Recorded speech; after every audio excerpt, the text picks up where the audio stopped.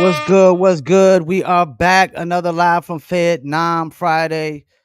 Like always, 7 p.m. Eastern Standard Time. I'm the one and only Paul Masson. Let me get a little bit of sip of my juice. We got a guest coming on tonight. We did an interview a couple weeks back, and it was kind of last minute, so the interview wasn't so stationary.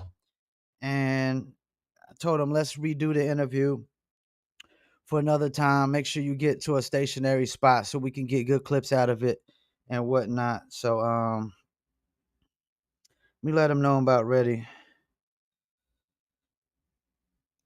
Okay, so new news that just hit was Rich Homie Quan passed away. They're saying it's an overdose.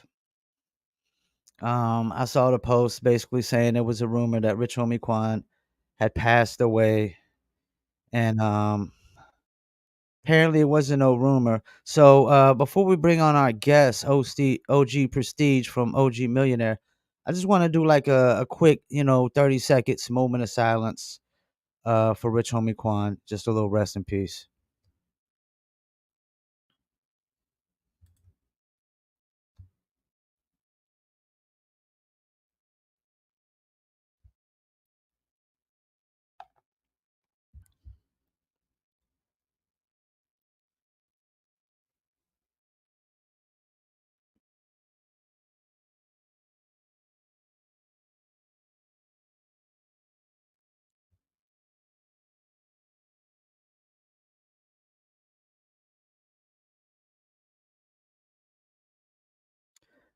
There you have it, man. Rest in peace to Rich Homie Quan. Wasn't a big fan of his music, but I don't wish death on nobody at age 34, and I don't wish death on my worst enemy because you can't bring that back. Let's bring on my guest for the night, the one and only OG Prestige from OG Millionaire. What's What's good, happening? man? What's up with you, bro? How you doing this Let's evening? get you on the big screen. I'm Believe doing it. good, man. Let's get you on the big screen here. So for sure, I appreciate you, man. Yeah, so I had to do a little moment of silence for Rich Homie Quan real quick. You know what I'm saying? Like I Yeah, said, I wasn't a big fan of his music, but I don't wish death on nobody, man. You can't bring that back, man. oh yeah, yeah, man. I just seen the brother 3 weeks, 3.5 weeks ago, man. We had a little show in Atlanta, man, and he had came out or whatever, man. I hadn't seen him since he had first got to deal with Motown, over there because he was getting beats off my partner Young Di. Okay. Yeah, so that's the last time I had seen him. He was over there, by getting beats, man, and it's just alarming, man. The whole city is really, it's wild right now, man. Yeah, what's the reaction like out there? Man, it's like real, like summer. Then it was like raining all day today, man.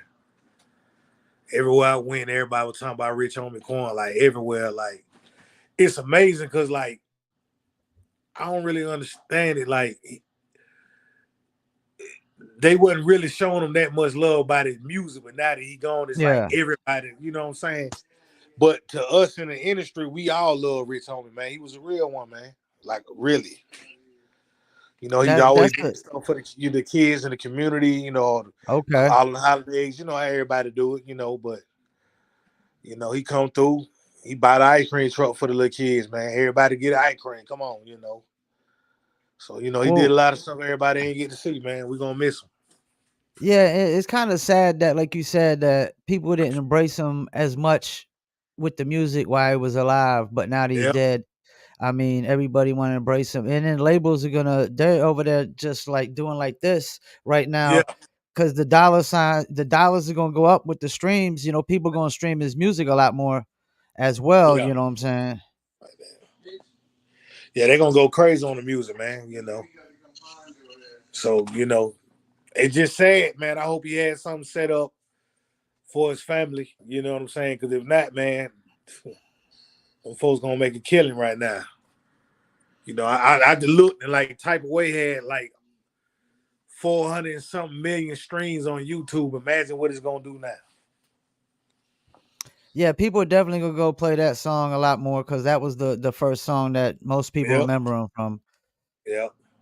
Now, I want to start with some of the questions we got into with the other interview because the connection wasn't too well. Like, so how did you get started into making music in the first place?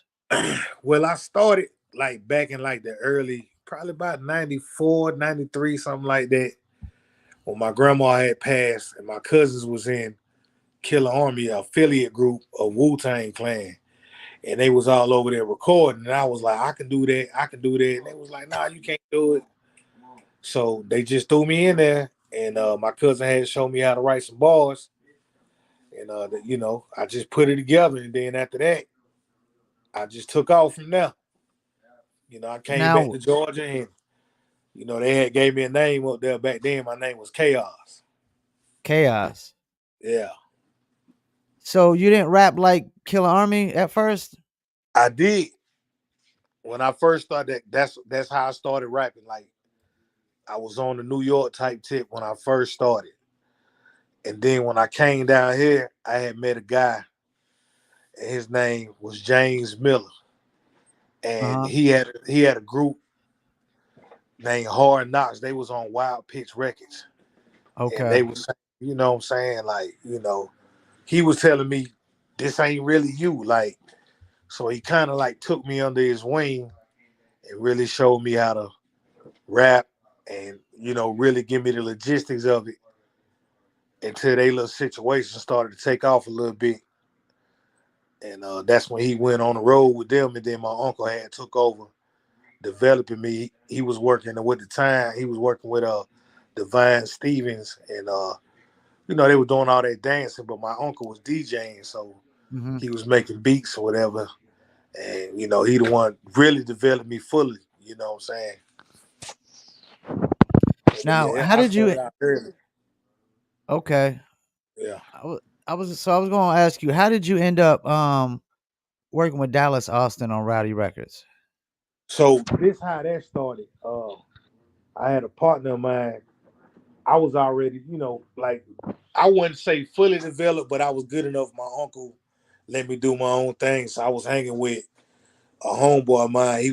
He's from LA, and he made beats.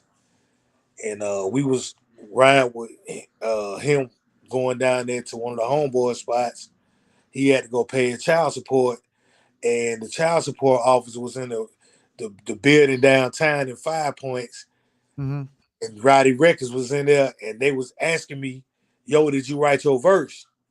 So I was like, "Yeah," and they was like, "Spit the verse." So when I spit the verse, I had met Neho Worthy was in the elevator, and Hmm. he was like, "Yo, won't y'all come on up?" You know what I'm saying? Woo, I ain't know you could rap or whatever. So when they took me up, we got out the elevator. Bro got out to go pay his child support. We went up two more floors and we got out. And when the elevator opened, it said Rowdy Records. And he took me So in there, and I was working with Jamal and Malik from Illegal when I first started. now, what were you doing with them? Well, they were supposed to be working on a second album. Uh So huh. I was in there, really, I was in there with Jamal because Malik was kind of sliding off to go do his thing with E40. Okay. So I was helping Jamal write on his first album. You know what I'm saying? With the Fade 'em All. Uh huh. Yeah. Yeah, who won Fade 'em All? I dropped Lick with the Biggie sample in there. So I helped write some tracks on there. And that's how it started. Like, really my professional career, that's how I started doing that, Rowdy Records. It was a little lightweight writers agreement that my mom had with them. I was like 15, 16. So, but that's Now my you first taste of professionalism right there. you said their office was in the same building as where the child support, where you had to pay Yep. child support at? Yep. Downtown in Atlanta. That's crazy. And did you Yep. ever deal directly with Dallas Austin? A few times. Like I really was working with them, and I was sliding out with Jamal. And, back then he was with Def Squad. Yeah. So I spent a lot of time at the Rim Shop, doing stuff, and they was recording over there. And a lot of Jamal album was wrote over there, but Dallas was footing the bill. But he was working with artists like Monica TLC and Lenny Kravitz, and so we really ain't get to see him a lot. You know what I'm saying? Yeah, it was different. Like Block, I seen when I was with Block ENT. We seen Block every day. Now, what happened with the Rowdy Records situation? Like, did it just fizzle out, basically? I never was signed to Rowdy as an artist, Uh, so I had it like I was part of the publishing administration over there. Like, I was a writer, so and I specifically was writing with Jamal. I was still on that New York type tip, but I don't really know. I know that he changed the name to Freeware Entertainment, and I ain't okay. really hear a lot about that. I don't know if I think it had something to do with Arista and probably a disagreement or something about re-signing or something. I don't really know. I heard this and that, so I can't really say. But I know he changed the name to Free World Entertainment, and that's when they got JT Money and put his stuff out. And then, Monica had went, what I'm saying, strictly with Arista back then, so, Now, then they had Big Get White, Joy was on the label. yeah. Yeah. Now, did you get any royalty payouts from the songs you helped write? Yeah. The Okay, publishing was so just sold. I got a it nice was, check. Publishing was just sold like 2, 3 years ago. and that was off of, you said, Jamal's first solo album. Jamal, a lot of stuff you just write for. You know what I'm saying?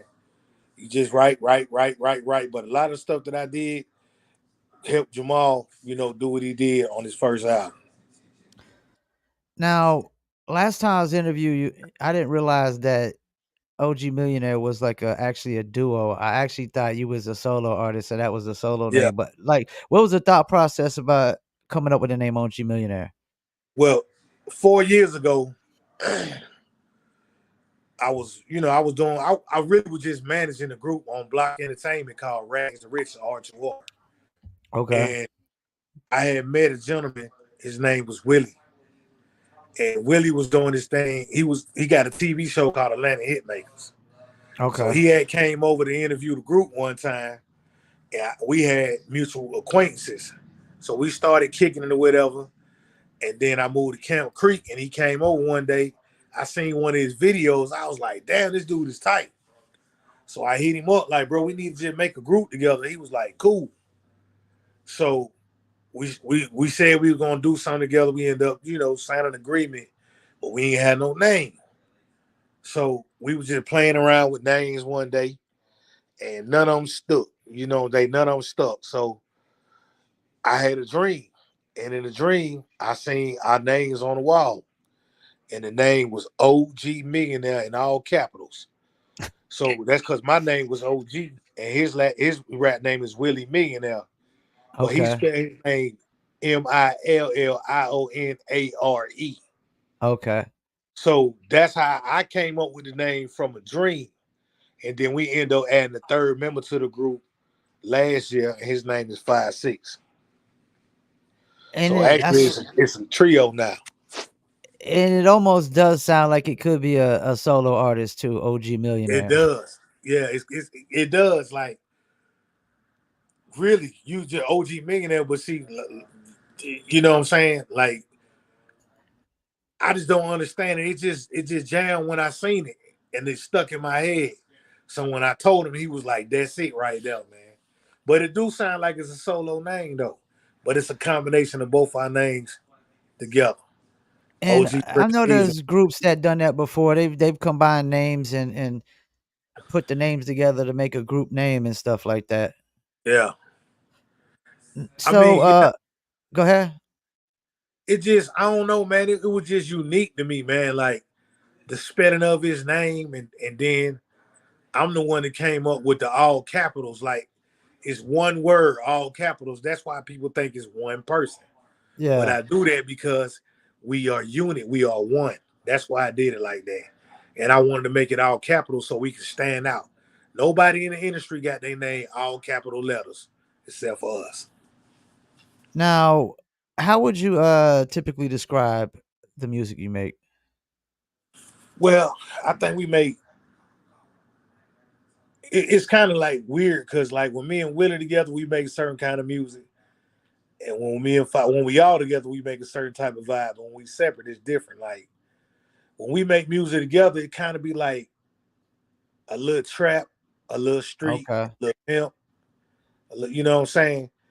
But then when Willie goes solo, it's all about the ladies. He all trying to get the club. That's it. His single he got out pumping right now called "Slut Me Out,"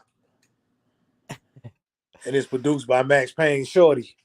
You know what I'm saying? The super producer. You know.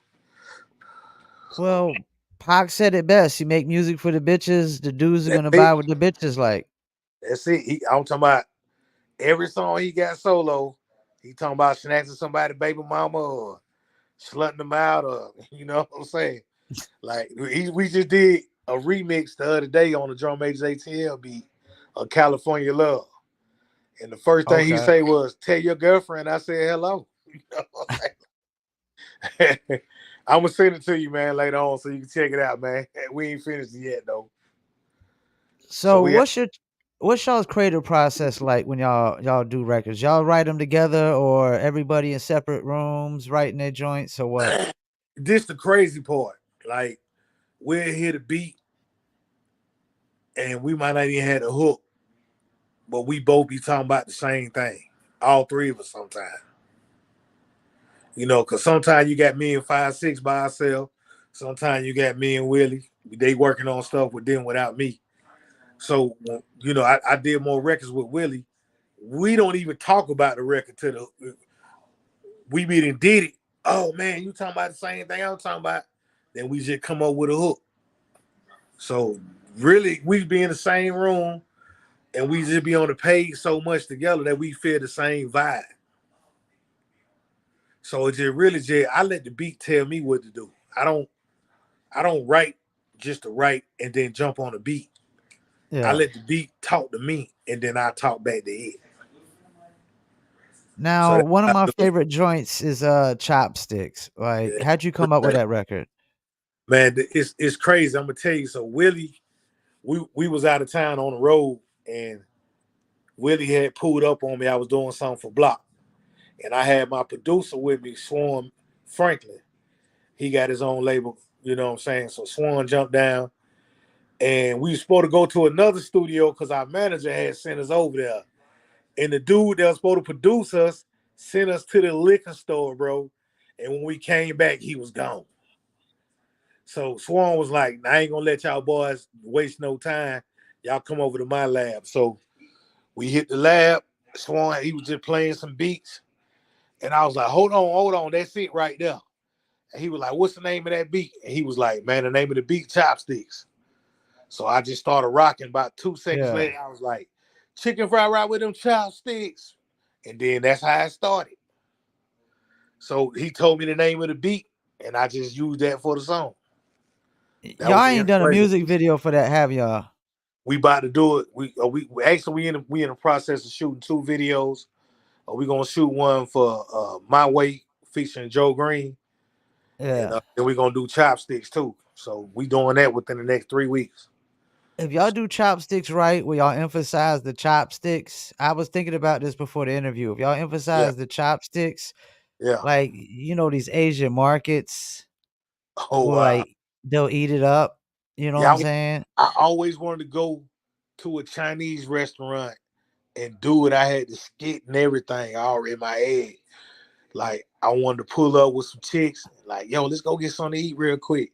And we sitting at the table and they bring us the food. And I'm like, yo, you forgot the chopsticks. And then they come back with the chopsticks and then everything hit, you know what I'm saying? Something like that. Can you actually eat with chopsticks good? My granddaughter can, I can't. I've never ate with chopsticks. Now I don't even know how to hold them. She be in there going like, and she only 13, like, Pop, I got it, watch out. So she always Now, do it. let me ask you this. Do you feel like the music business is better before the internet or it's better now with the internet? The thing about I like before the internet, right? Okay. It was like more of a it was more footwork involved. It was more Yeah. hand to hand. It was more face to face. With the internet, you could just push a button and it's everywhere. So you got a lot of lazy folks out here. You see what I'm saying? When we was doing it, we had street teams. You went out there promo. We was at Tommyville Day, McCannville Day, anybody day. We out there handing out T-shirts, flyers, CDs of Gorilla Zoe, Boys in the Hood, Archie Eversoul, whoever we was out there with. We was out there with the people, man. And right now, it ain't a lot of street teams out there. You know what I'm saying? It ain't a lot of people posting up them flyers everywhere. You still got a few doing it. You see what I'm saying? But it's not like it was mandatory back then. So with the internet, you give somebody a few dollars and they'll push it all out for you. You see what I'm saying? Now, do you think people were getting lazy with the street teams before COVID hit or after COVID hit? I think they started getting lazy when streaming hit, When streaming hit. way So before COVID. that's before COVID. That's before COVID. Like when we was at Block NT, we had street team. You know what I'm saying? And you had to run them. And we had our people and we had vans and we had flyers and we had promo budgets and we was going to gas stations and ballparks and restaurants and neighborhoods, job corps. We, everywhere we could go, and we was passing out flyers. And we t-shirts, CDs. Back then people you get interviews on the news, man, and you was always it was somebody was always in the street. You see a rap van with an artist on there, and the Yeah. nostalgia. Oh, is that artist in that van? You want to run up to the van at the gas station to see if Gorilla Zoe was in the van. And when they did, oh, he ain't in the van, but guess what? His music is here go a CD, here go a T-shirt, here go a cup, here go a pen, here go a hat. You see what I'm saying? They ain't doing that like that no more. Yeah, I remember the first time I went to South by Southwest, and Yeah, there was one artist, rest in peace to this artist, but there was one artist's face you saw everywhere you went, and that was yeah, Snooty Wild. Snooty Wild was everywhere. that's crazy. That When I it was man, like everywhere you went, there was a Snooty Wild poster in every venue, on every pole, and it yeah, was flyers everywhere. I mean, it was crazy. And if people were getting lazy before COVID, COVID definitely put a nail in the coffin the street teams. Because yeah, yeah, when people were stuck in the house for months at a time and they locked down everything and there was no hand to hand no more because everybody was fear mongered off of COVID. They didn't want to touch nobody. People don't even want. Some people won't even shake your hand no more.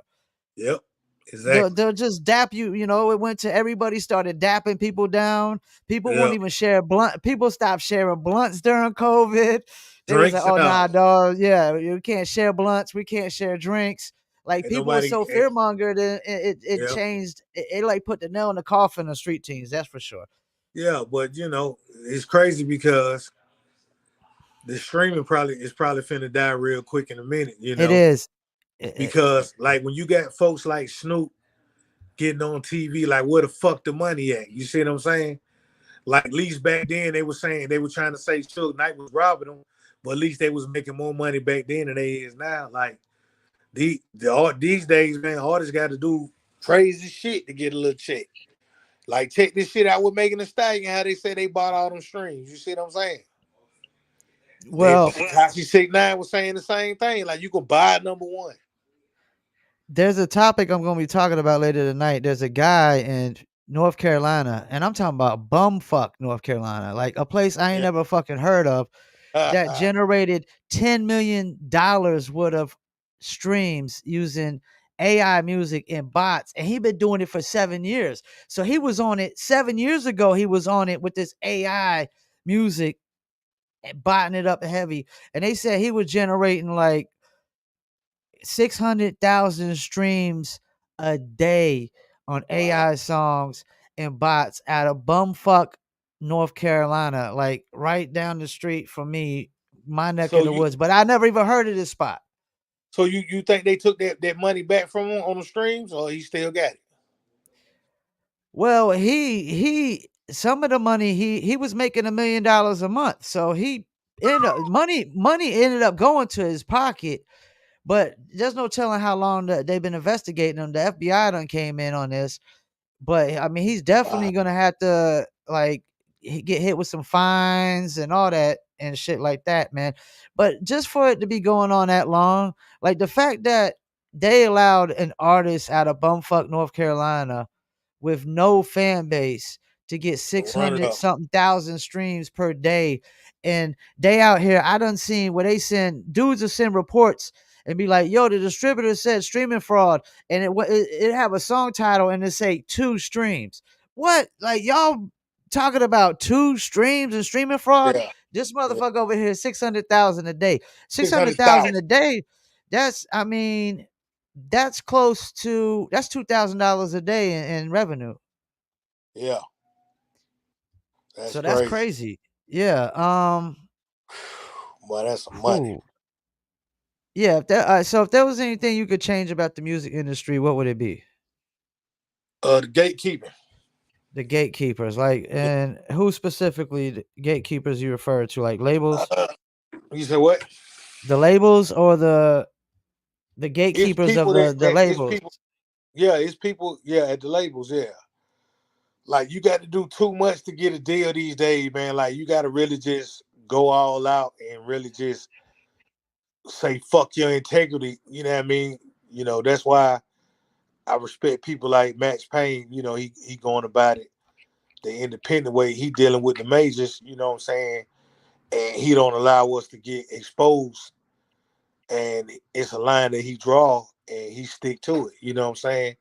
So he just got his little situation with Rock Nation after them folks had, you know, they had bought some he had ended up acquiring Shawty Low catalog, and one of the artists over there had got a song, and he built a relationship, and now he about to put out the artist shots out to URT Record Management, Max Payne Shawty, you know what I'm saying, AMF the crew. And we finna do some real big thing real soon. We working on a new project. We working on an OG Millionaire project, and we working on another project with Top Dre from Drum Majors ATL. So, and then I Yeah, also got a project we with review a Swarm. lot of Top Dre's music on this Oh show. yeah, Top Dre Cole, man. I used to manage Dre about some years back. We always get back together and link up, and Dre been in the studio with us knocking out bangers lately, man. You Well, know, let me ask you this real quick. Do you think partially why labels are obsessed with like only signing established brands is because back in the days they would like sign dudes off of like 16, like spitting a 16 over no beat, and you still don't know if this artist can still make a classic album or a really good album or a hit record. see, I think the reason why they doing that, they really don't want established artists to sign out because they know about publishing and mechanical royalties. They want somebody who don't know nothing about that. They just want to get them in there, rob them for their talent, and then 5, 10 years down the road, they on the Breakfast Club saying how such and such robbed them. You see what I'm saying? Those are the type of artists they looking for. They don't want artists that are hip hop literate and Yeah. understand even somewhat understand the business to know I'm being cheated. You see what I'm saying? And when you don't know you being cheated, you getting that show money. They booking you, they making you famous. They put you in the car. You got a house. You riding around everywhere. You're doing shows. Then you get up with a DJ Mustard or somebody, or you meet the Backstreet Boys or something. They on the road with them, and you think you doing something. You getting that little show money, and you might be getting 40, 50 a night, but they might be getting 200,000, 300,000. So they want Damn. illiterate people, man. They don't care. They want you. That's why they want you out there talking crazy. And I hate to say it, man, but all these women out here that's following with city girls and sexy red, now y'all gonna be baby mamas forever. You better get it together. All right, so on that note, we're gonna get to a quick dizzle break, and we're gonna be right back. Go.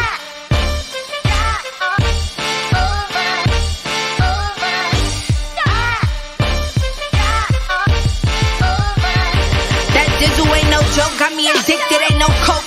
Let's just have a toast. Anybody want some smoke? Cause it's up, I be dizzled up. Catch me sipping with my double cup. Can't just have one, you gotta double up. You pour it, gotta watch it bubble up. I ain't gonna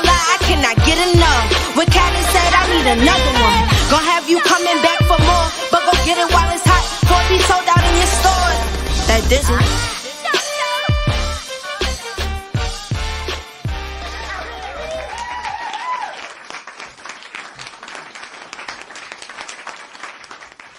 That's right. You could Dizzle too. Dizzle is a premium luxury liqueur.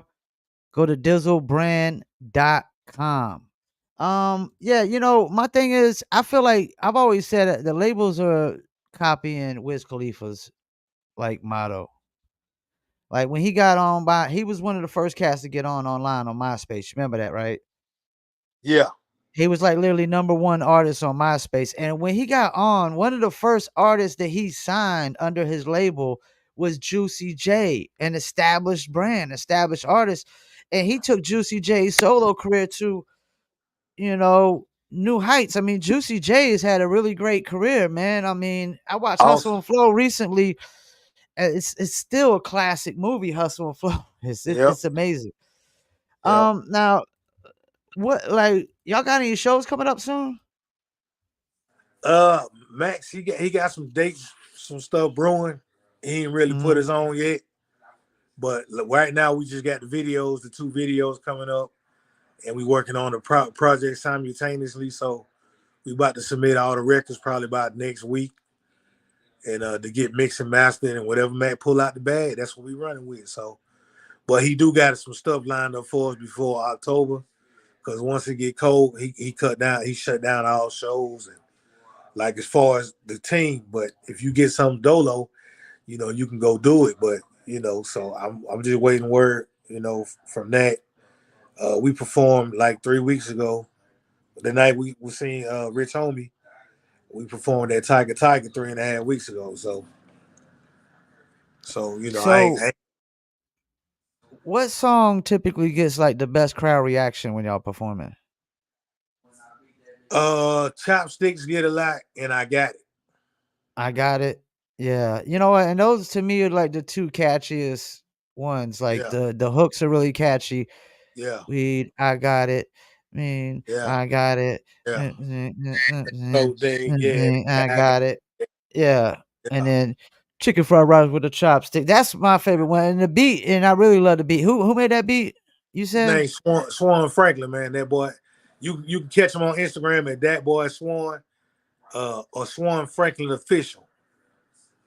So he up there. He got his thing MOBB Productions, and that's his Twitter too. So the guy's a genius. He mix, he masters, he do it all, man. Swan, you know what I'm saying? He one of the most accomplished producers I met. Like, and we got a project brewing with him that ain't he mixing and mastering now. So you're gonna be hearing that real soon too. But he did Chopsticks, and he did another one for me called Stuck. Now, what's the independent scene like in Atlanta right now? Man, it's really oversaturated. A lot of open, Oversaturated?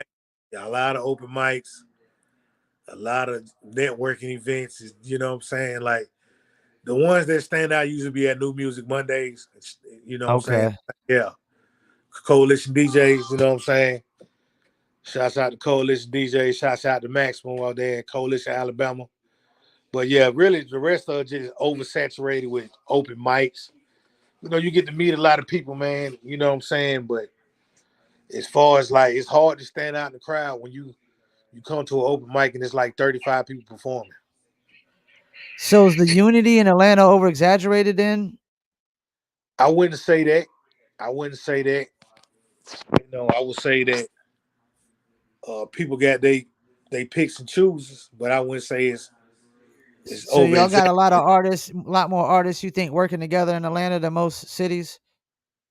Yeah, I would I say mean, that. Yeah, because in Fayetteville, Fayetteville, North Carolina, nobody works together, man. It's like that's everybody's always got like an ulterior motive.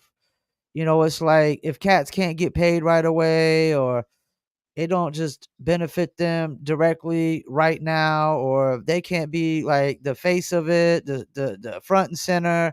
Like cats ain't willing to play roles. Like I'm a person that like I can just step back and just be the guy who produces the content behind the scenes and don't even got to show my face yeah, if need be. If need yeah, be.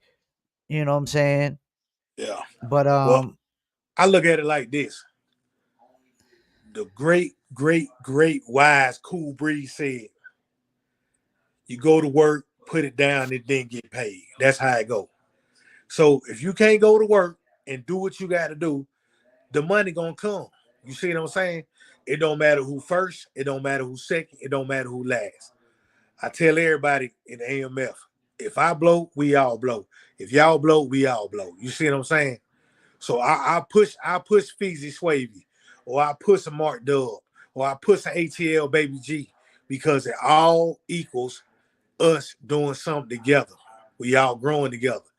I knew Rich Homie Quan before he blew up.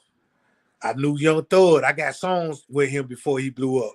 You see what I'm saying? I know his god brother, Cheat Code. You see what I'm saying? All these folks worked together before they blew up. They had to plug to connect or whatever. They did that. Joe Green, I've been knowing him a long time. Same thing with Joe Gifty, One to Beat. I worked with all these guys. I worked with Joe Gifty when he was going to 106 in Park, and his name was Joe Gutter. When he was that's writing what's up. records for Gary Moog Swing, and he was writing records for Jagged Edge. You see what I'm saying? Everybody in Atlanta worked together. You see what I'm saying? An artist that was on Block ENT named Ralph No Lauren. He was in the studio with Jermaine Dupri. None of the songs ever came out, but you go on YouTube and you see him in the studio. He was in Southside Studios.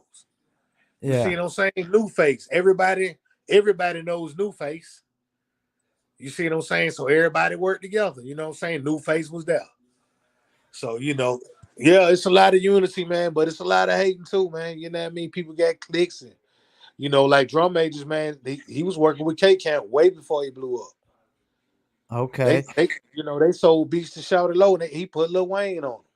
So, we worked with Shout It Low before. We worked with D4L.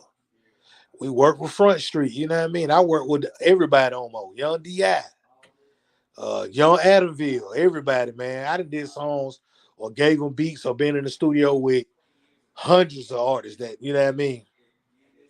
So Atlanta just like love, man. If you doing music, you gonna run into somebody doing music, and we gonna hit the studio together, we gonna do something, or you gonna sing something somebody way. It's just how it is. You think part of the oversaturation is that a lot of people moved to Atlanta when Atlanta started becoming pretty much the music hub Yep. capital? Everybody wanna rap. Don't nobody wanna be a plumber no more. Don't nobody wanna be a carpenter. You know what I'm We still saying? need those, man. We still need They those don't care. Everybody because wanna rap. everybody ain't They see everybody can't do their own plumbing and carpeting. I can tell you that much. yeah, man, they see the girls and the money and the cars and the clothes. Everybody want to be a rapper. Get what though? That buddy over there at Forex got all that too without that X. So hey man, but that I say, man, everybody want to be a rapper. Everybody want to be the star, like you said, man. I'm more than comfortable with just writing rhymes and making beats and mixing and doing stuff like that. If I can see somebody else make it, you see what I'm saying? I'm cool with that. I started back doing this because I loved it. I was managing an artist named Nisha Knight. She's overseas right now doing the thing. You see what I'm saying? But she come Yep. back and forth. She's always booked overseas. Like her passport is, she probably on the second one by now. I mean, the shows she do. And I was managing her, and I stopped rapping and everything to do that. I was solo back then. So I've been doing this a long time, man. You know what I mean? Recording myself, making beats, everything, man. So I love music. So I started back doing it because you always your best client. So I had to get back into doing myself, man. Now, before we let you go, anything you want to shout out? Anybody you want to shout out? Yeah, I want to thank you for allowing me to Appreciate come it. on the platform and share a piece of my story, man. I want to thank my boy Big Block from Block ENT. He believed in me. You know what I'm saying? I want to thank Max Payne and URT Records. They believe in me. You see what I'm saying? Uh, DJ Cloud, he always looking out for me. You know what I'm saying? My boy Eastside D, Willie Millionare 5'6", Drum Majors ATL. Definitely I want to shout out to my nephew. He passed away from cancer. He Oh was man, in Rich sorry to hear Soul. that. Yeah, one of the groups I managed, Rich Soul. They're a phenomenal group. And I want to shout out to my brother Archie Eversole. He passed away too. He got murdered by his brother. And he the reason why I stayed in it professionally all these years. So shout out to Fat Boy Records, Big Mason Hall. Shout out to Archie. Shout out to Block. Now it's Max Payne turn 2024 to the door. We out of here. Well, I appreciate you taking time, man, out your schedule to do this, and we should get a lot better clips off of this one, man. As soon as I get off, Believe, I'll start clipping up some clips and put out some clips tonight. believe. Appreciate it, All man. right. Talk to you All right. later, man. All right, man. I'm finna All give you right. some of that diesel too, man. I know that's right. Hey, we got it in Georgia. I'm gonna send you a list of the locations. Let's go. Let's get it. All Let's right. get it. We're gonna do a commercial. We just got the cameras yesterday. Okay, that's what's up. All right, for sure. All right, one. Appreciate you. All right. All right. Well, that was the one and only OG Prestige of OG Millionaire. Definitely interesting conversation. We're gonna clip up some clips and put out some clips later. He talked about early in the game when he was working with Dallas Austin or Rowdy Records, and he helped write some songs for Jamal. And we got Tia Jones. Appreciate Tia Jones for tuning in. Appreciate everybody tuning in on Instagram, Facebook, and YouTube. I'm gonna get into another quick moment of silence for Rich Homie Quan, and then I'm gonna get into the topics.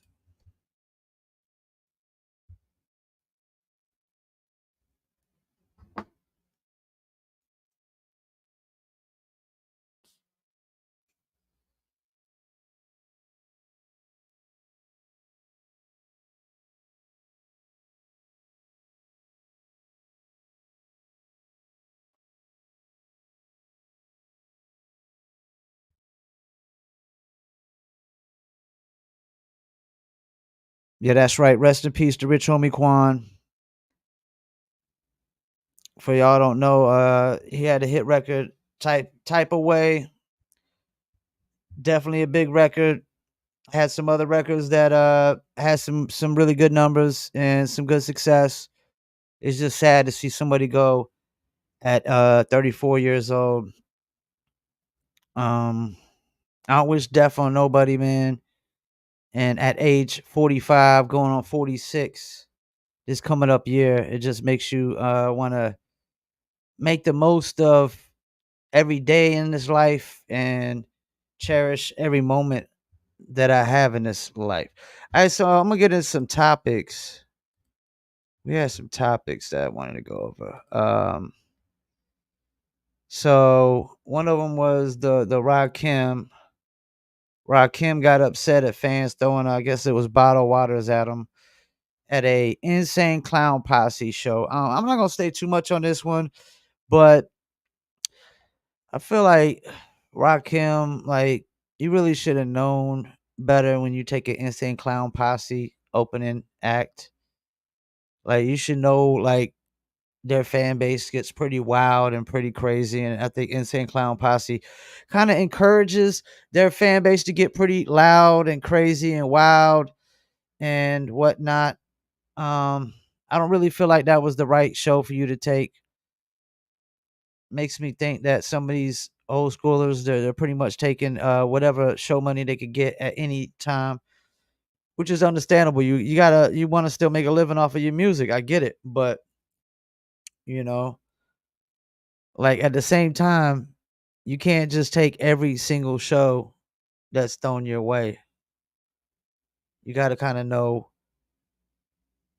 what kind of show you're gonna be doing. Like, I would never go open up for like Chief Keef unless I got a bulletproof vest, leg vests, arm vests, and a bulletproof helmet on my head. Because some of these shows, man, I mean, it could get wild. All right, so what was some other topics? You had Olympic B girl Raygun apologizes to the breakdancing community for controversial performance. I don't think she got to apologize. I like what she got to apologize for.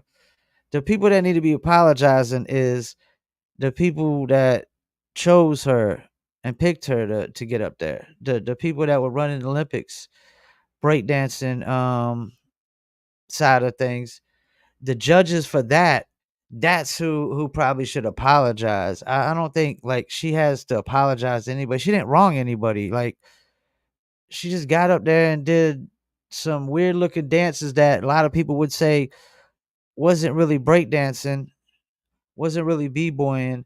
But she didn't hurt nobody or harm nobody. She didn't wrong nobody. I mean, if anybody's triggered by that and needs an apology, a fuck off.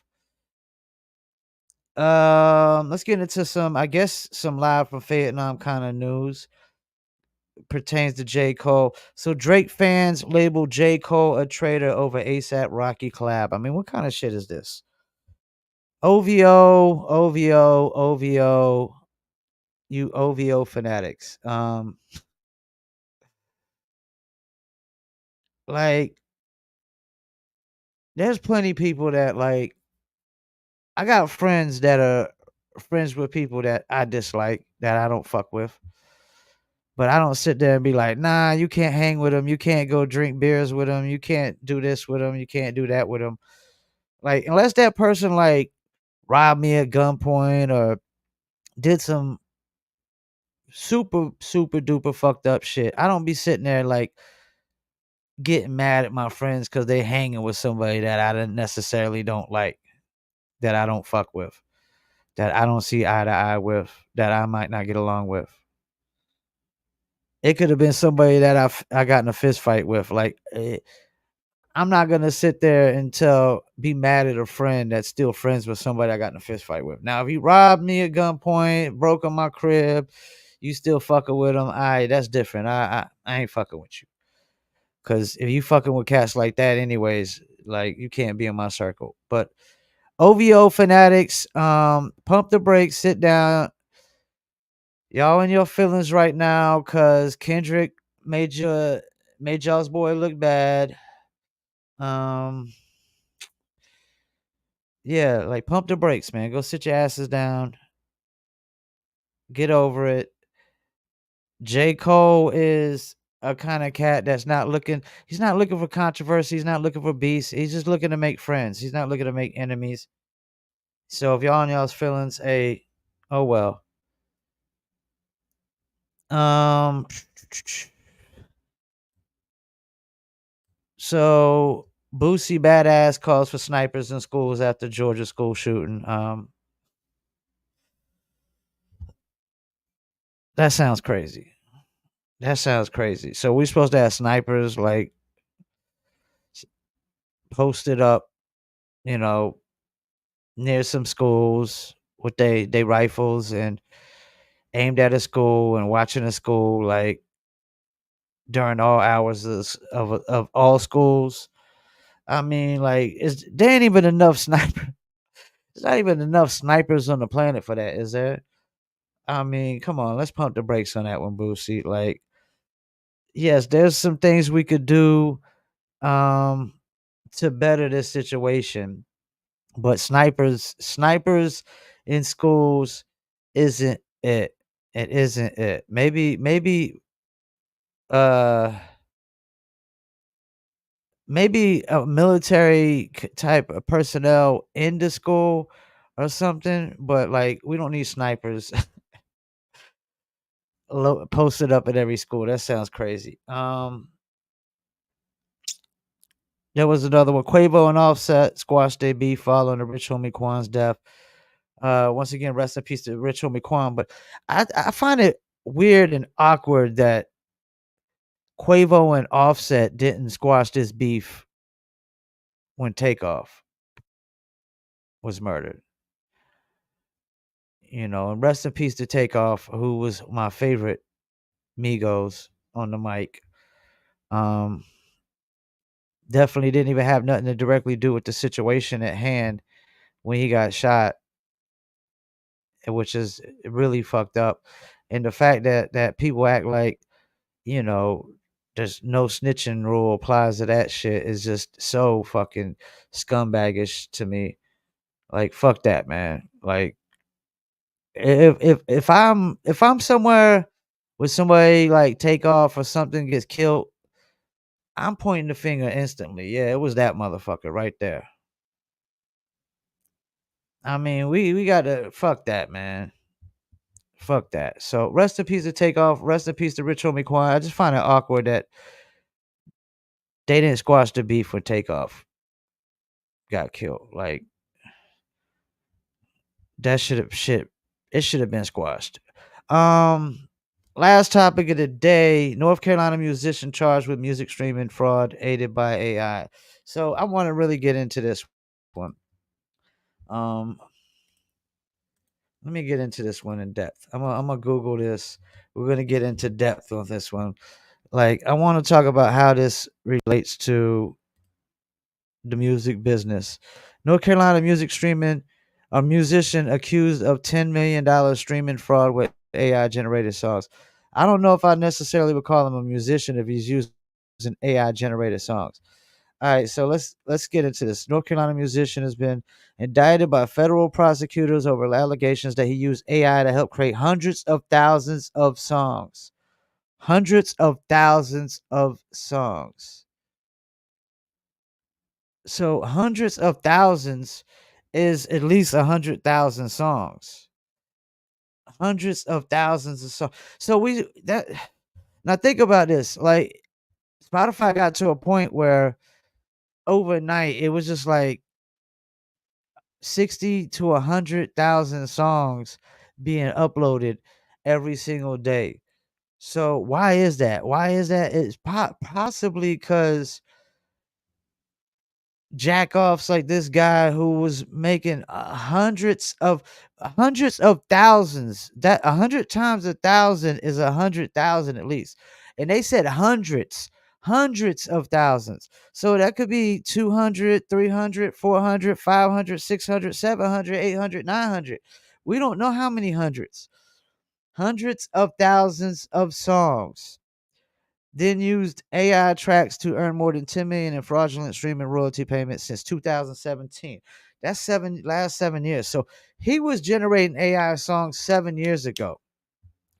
Now this whole AI thing really became super mainstream recently with all this AI rollout.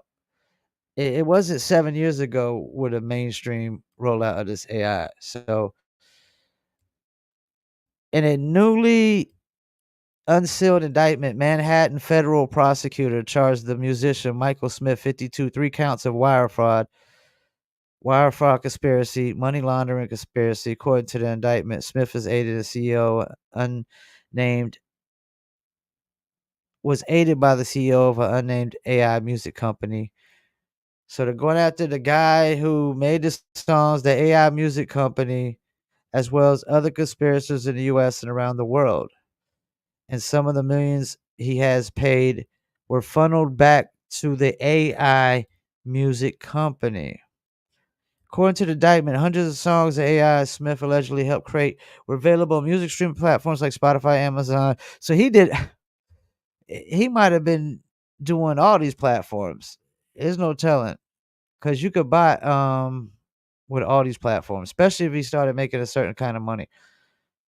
Apple Music, Amazon, YouTube. It also claims Smith has made false and misleading statements to the streaming platforms, as well as collections, mechanical license collective. Um, so 1 million in streaming payments per year. They said he was generating like 600,000 plays per day. And this is the thing, man. Like the fact that there was no red flags from Spotify on this, it makes me question, man. It makes me question, like, who all was behind this and who all was getting paid? Who stand to gain all behind this? Because, I mean, they said he was using as many as 10,000 active bot accounts. That's why I try to tell people when you see these posts that say, I will add your song to active playlists. Active playlist only means bot playlists. And if people all constantly use organic, it's not typically organic either. Like this is the thing, man. Like I don't use terms like active or organic. I just use advertising and influencers because advertising is organic and paying influencers is organic. I don't have to say what I do is organic because running ads and paying in influencers is organic. And that's what I do. I run ads and I pay influencers, and yes, people could pay influencers themselves if they know what influencers to pay. So this guy has literally been AI for 7 years with music, generating $1 million worth of streaming royalties. And y'all over here like removing people's music when they might have like paid to get on a playlist and got 1,000 bot plays. Like I question this every bit of this. I question every bit of this. The fact that it went on as long as it did. Like who got paid or who stood to gain on this? Because we know good and well that record labels are totally down with um having nothing but AI music. Record labels are licking their chops at having AI music. They don't care if an AI music artist can't tour because they don't gotta put no money into really anything with it except just making the AI music and releasing it on streaming platforms. And they'll get 100% of all the profits on all the streaming platforms. And then if people want to take that AI song that they will possibly copyright they'll probably figure out a way to copyright each AI song. And like somebody want to throw in the movies, they'll get paid for that. Video games, they'll get paid for that. The fact that Spotify let this go on for so long, I mean, this is a head scratcher. Like I've seen dudes do way less with botting, and Spotify is just left and right removing their joints. You got DistroKid removing 60,000 artists' music at one time to make room for the majors. What are they making room for? All this AI generated music, maybe? Maybe they're making room for all this AI generated music. And part of me says, hey, if mainstream musicians actually made better sounding music, more classic, timeless music, because I don't care what anybody says. This 808 sound, man, it's not gonna be timeless and classic. It's not no Rob Bass, Easy DJ Easy Rock. It Takes Two. It's not no Lenny Williams. It's not none of that 70 Souls records. It's not that.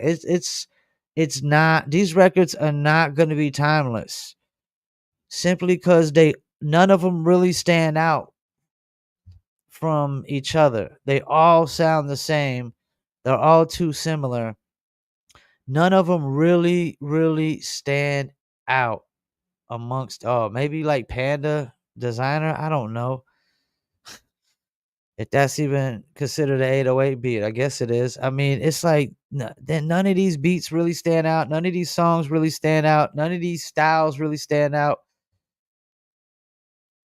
It's to me, it's not going to be timeless. It's like nobody's going to be talking about 10 years from now. Yo, you remember that NBA Youngboy song? You remember that Little Baby song? You remember that Rod Wave song?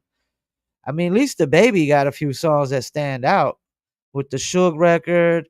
He got the Bop record. He got the Rockstar with Roddy Ricch, and after that, Roddy Rich's career kind of, you know. But yeah, man, when you got hit records, you gotta have the timeless hit records. These cats nowadays, they don't got timeless hit records. They got these 1 week hit records. These songs that get a ton of traction for a week. Everybody's going to listen to it for a week. That new NBA Youngboy that dropped, because he dropped a new one last week. Let's go hit a new one this week. It gets a shit ton of plays, but that's it. Nobody's going because they on to the next one next week. And there's 100,000 songs for them to choose from. And none of them really stand out, man. I mean, I got music reviews tomorrow, man, and like there's not too many records that just stand out head and shoulders amongst the rest. A lot of okay records out there, man. A lot of just okay, good records. I don't really hear a lot of great records. I don't hear a lot of records that have me running back and like I gotta listen to this over and over and over and over and over again. So I almost kind of blame the artist somewhat for, making the kind of music they making that they gave the labels like, you know, an scapegoat kind of and just more of a valid reason to say, yeah, we're gonna just go into this AI music anyways, because we're gonna actually make better AI music. That's the thing. I can make better music with AI than most of this crap out here you hear in the mainstream music industry. I don't want to sound like the old man, get off my lawn, but you know, like why is wine better when as it gets older? Because I mean, some things that are older were just better, man. I honestly feel like 70s was the best. 70s was the best decade of music, period. The 70s. Clearly the best decade of music, period. Not the 80s hip hop, not 90s hip hop, not 80s rock or 90s rock, not even early 2000 hip hop or 2000 rock or pop or any 70s. I would say 70s R&B and soul and probably 70s rock, 70s in general, man. The 70s is the best decade in music, in my opinion. And I was born in 1979. So I had to go back and listen to it as I got older because I didn't grow up on the 70s music. But to me, the 70s era of music was the best and most timeless music as far as hit records go. So I want to say shouts out to OG Prestige for coming on, redoing the interview. Last time we did an interview, it was last minute and didn't really have a stable connection, a stable situation. But this time we got a lot better interview out of it. Should get a lot of good clips. Go check out Paul Pickett podcast. I got a new interview about to drop with Jake Gypsy Lindsay. Just interviewed him today. Really great guy.